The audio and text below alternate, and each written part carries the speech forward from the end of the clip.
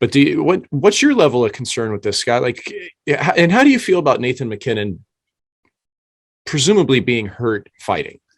Because I got some strong opinions on this, but I want to hear yours first. Yeah, no,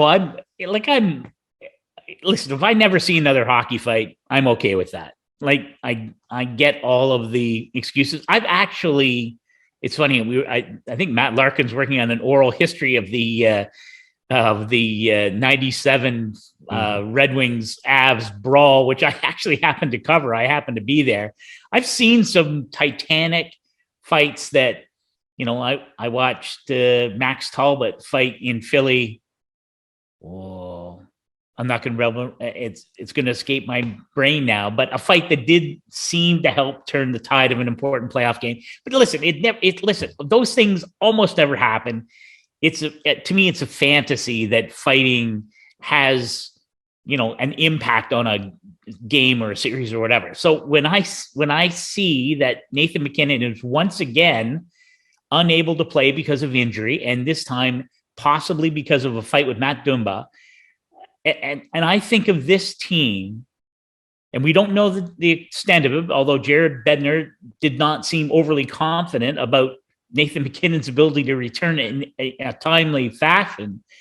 I think of, what if Colorado ends up, they play Dallas in the first round, Nathan MacKinnon can't play. What if you lose that series? What if you play 7 games where you didn't need to, and it costs you down the road? Is there anything more stupid than one of the game's greatest players not playing for a length of time and hurting his team's chances at achieving they're the best team in the NHL. Mm-hmm. To me, it is so ludicrous. Listen, I got no ill will for MacKinnon or the Avs.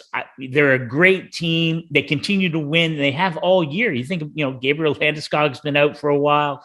That's why I in my shadow heart ballot, I still keep Nazem Kadri right there because of all the things that have happened to that team in terms of their elite players being out. That he has been unbelievable. And that team, they're going to get Arturi Lehkonen integrated, and that's going to be an important part of it. But I just think it's such a shame if that's how this plays out for Nathan MacKinnon. It's just a waste.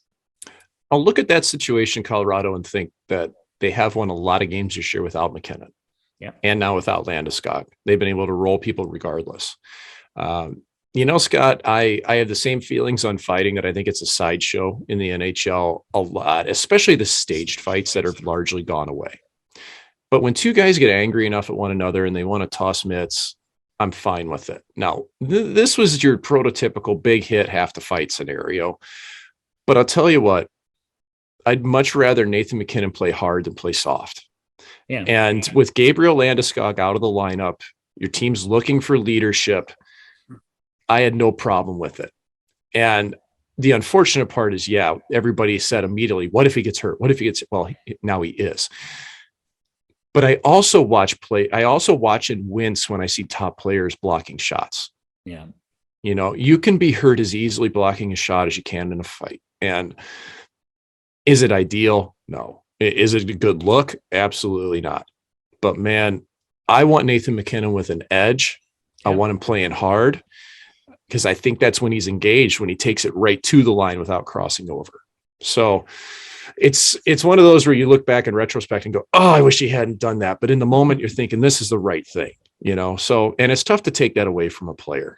It's a big deal, man. He's out for a while, and they've had players missing, but that was a big game last night for them to beat the Flames, who are going to be one of their head-to-head rivals, Minnesota. The last Minnesota-Colorado game, oh, God, was it good. Like, just intense battle, scrums after every whistle. Like, we're really starting to see the big dogs come out now, Scott, because you look at scores last night around the league, as we tape this on Wednesday, the Tuesday night scores, all the teams that should have won.